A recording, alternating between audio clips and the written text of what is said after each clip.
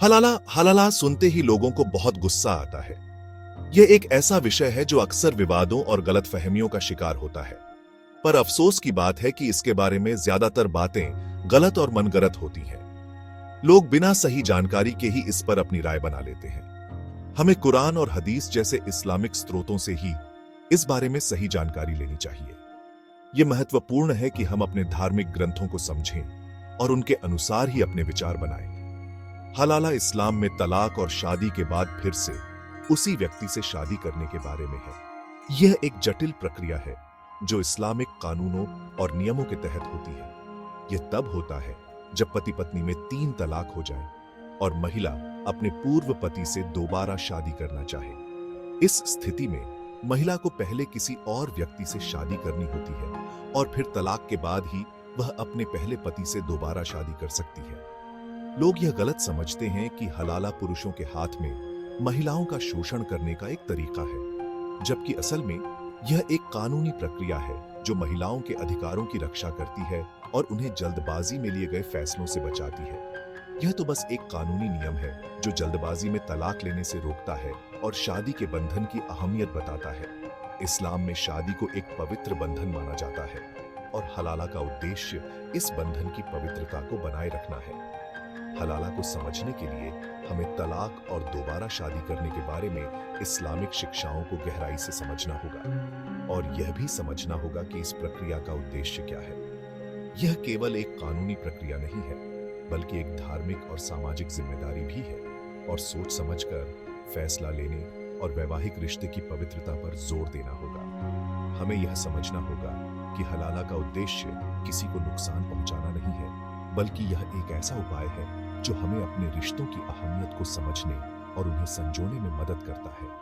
Islamic समाज में हलाला के बारे में जागरूकता फैलाना और सही जानकारी देना बहुत जरूरी है। इससे न केवल गलत फहमियों को दूर किया जा सकता है, बल्कि लोगों को अपने रिश्तों को बेहतर तरीके से समझने और निभाने में भी मदद मिल सकती है। हमें अपने धार्मिक नेताओं और विद्वानों से मार्गदर्शन लेना चाहिए और हलाला के बारे में सही जानकारी प्राप्त करनी चाहिए। इससे हम अपने समाज में शांति और सद्भावना को बढ़ावा दे सकते हैं। अंत में हलाला को सही तरीके से समझना और उसका पालन करना हमारे धार्मिक और सामाजिक जीवन का एक महत्वपूर्ण हिस्सा है। यह हमें अपने रिश्तों की पवित्रता को बनाए रखने और उन्हें मजबूत बनाने में मदद करता है। कुरान, जो इस्लाम की पवित्र किताब है, इसमें जीवन के हर पहलू के लिए मार्गदर्शन मिलता है, जिसमें शादी, तलाक और दोबारा शादी भी शामिल है। और हदीस, जो पैगंबर मोहम्मद सल्लल्लाहु अलैहि वसल्लम की कही हुई बातें और परंपराएं हैं, ये भी हमें इन मुद्दों पर गहन समझ प्रदान करती है। शादी, तलाक और दोबारा शादी के बारे में स्पष्ट दिशा निर्देश देते हैं। इस्लाम में शादी को एक पवित्र बंधन माना जाता है, जो केवल 2 व्यक्तियों के बीच नहीं, बल्कि 2 परिवारों के बीच भी होता है। ये स्रोत बताते हैं कि वैवाहिक चुनौतियों को स्वीकार करते हुए परिवार को एक साथ रखना कितना जरूरी है। परिवार की एकता और स्थिरता को बनाए रखना इस्लाम में अत्यंत महत्वपूर्ण है। इस्लाम में तलाक की इजाजत तो है, लेकिन इसे बहुत ही नापसंद माना जाता है। तलाक को अंतिम उपाय के रूप में देखा जाता है जब सभी सुलह के प्रयास विफल हो जाते हैं। पैगंबर मोहम्मद सल्लल्लाहु अलैहि वसल्लम ने इसे अल्लाह की नजर में सभी जायज कामों में सबसे नापसंद बताया है। सुनन अबू दाऊद। यह दिखाता है कि तलाक को कितनी गंभीरता से लिया जाना चाहिए। कुरान में तलाक की प्रक्रिया के बारे में बताया गया है, जिसमें सुलह पर जोर दिया जाता है और इद्दत, इंतजार की अवधि का पालन करना होता है, ताकि दोनों पार्टी सोच सकें और अगर हो सके तो सुलह कर सकें। इद्दत का उद्देश्य यह सुनिश्चित करना है कि तलाक का निर्णय जल्दबाजी में न लिया जाए। यह प्रतीक्षा अवधि दोनों पक्षों को अपने फैसले और उसके प्रभावों पर ध्यान से विचार करने का समय देती है। यह समय आत्मनिरीक्षण और पुनर्विचार के लिए होता है, ताकि अगर संभव हो तो रिश्ते को बचाया जा सके। इस्लाम में तलाक के बाद भी पुनर्विवाह की अनुमति है, लेकिन इसे भी गंभीरता से लिया जाता है और इसके लिए भी उचित मार्गदर्शन और प्रक्रिया का पालन करना आवश्यक है। इस्लाम मानता है कि शादी को हमेशा बनाए रखना संभव नहीं होता। जब मतभेद सुलझाने मुश्किल हो जाए तो आखिरी उपाय के रूप में तलाक की अनुमति है। हालांकि यह कोई ऐसा फैसला नहीं है जो जल्दबाजी में लिया जाए। कुरान कहता है कि पति पत्नी को बातचीत के जरिए, परिवार की मदद से और जरूरत पड़ने पर मध्यस्थता के जरिए समाधान निकालने की कोशिश करनी चाहिए। तलाक की इजाजत तभी है जब सुलह की सारी कोशिशें नाकाम हो जाएं। तलाक जरूरी होने पर भी इस्लाम कहता है कि इसे संवेदनशीलता और सम्मान के साथ अंजाम दिया जाए। पूरी प्रक्रिया के दौरान दोनों पक्षों, खासकर महिला और बच्चों के अधिकारों की रक्षा की जानी चाहिए। भाग 4, दोबारा शादी की अनुमति, नई शुरुआत का मौका। इस्लाम में पुरुषों और महिलाओं दोनों को तलाक के बाद दोबारा शादी करने की अनुमति है। यह इस बात को दर्शाता है कि जीवन में परिस्थितियां बदलती हैं और हर किसी को खुशी और संतोष पाने का अधिकार है।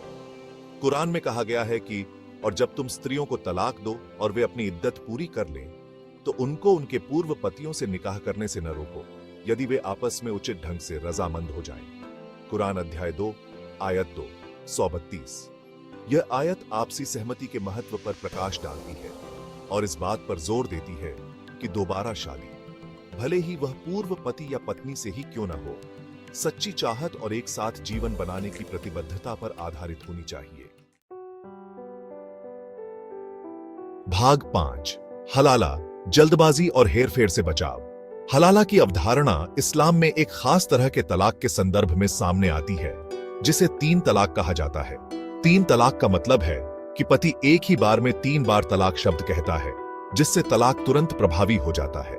यह एक बहुत ही गंभीर और अंतिम निर्णय होता है और इसे हल्के में नहीं लिया जाना चाहिए। तलाक के इस रूप में पति एक ही बार में 3 बार तलाक शब्द कहता है।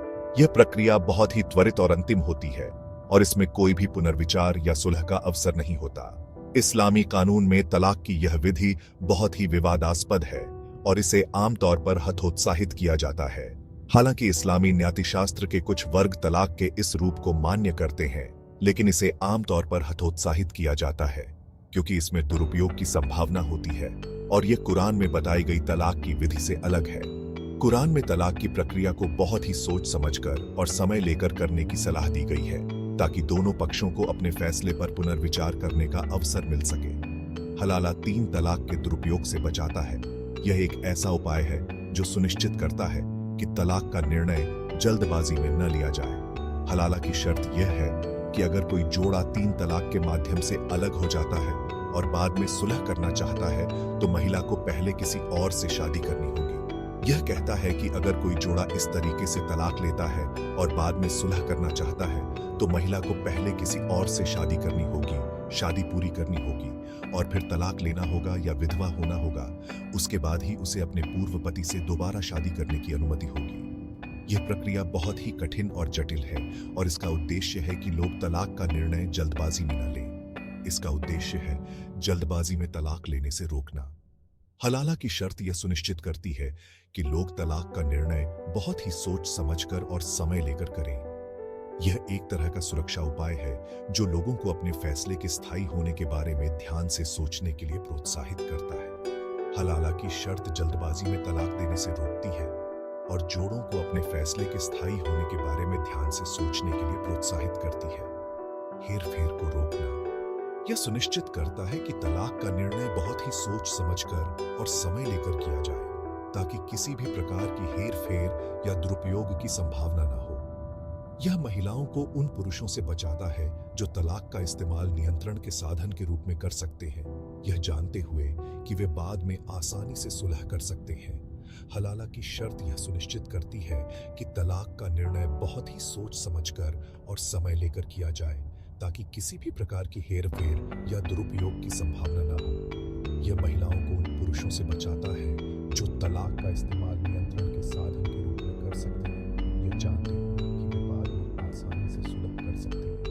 हलाला की शर्त यह सुनिश्चित करती है कि तलाक का निर्णय बहुत ही सोच समझकर और समय लेकर किया जाए ताकि किसी भी प्रकार की हेरफेर या दुरुपयोग की संभावना न हो।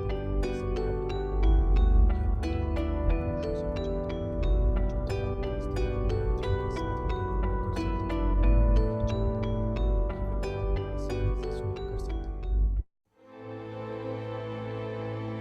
भाग 6, पहले से तय हलाला निषिद्ध, शादी की पवित्रता बनाए रखना। यह जोर देना बहुत जरूरी है कि इस्लाम हलाला के किसी भी पूर्व नियोजित या हेरफेर वाले उपयोग की सख्त मनाही करता है। सिर्फ हलाला की शर्त को पूरा करने के लिए अस्थायी शादी करना एक गंभीर पाप माना जाता है। पैगंबर मोहम्मद सल्लल्लाहु अलैहि वसल्लम ने ऐसे कामों में शामिल होने वालों को शाप दिया। उन्होंने कहा कि अल्लाह उस पर लान करे जो हलाला करने के लिए दूसरे आदमी को अपना एजेंट बनाता है। सुनान इब्न माजा। इस्लाम शादी को एक पवित्र बंधन मानता है जिसका शोषण या हल्के में नहीं लिया जाना चाहिए। नकली शादियों में शामिल होकर हलाला की असली भावना को दरकिनार करने का कोई भी प्रयास इस्लामिक शिक्षाओं का सीधा उल्लंघन है और इसके गंभीर परिणाम भुगतने होंगे।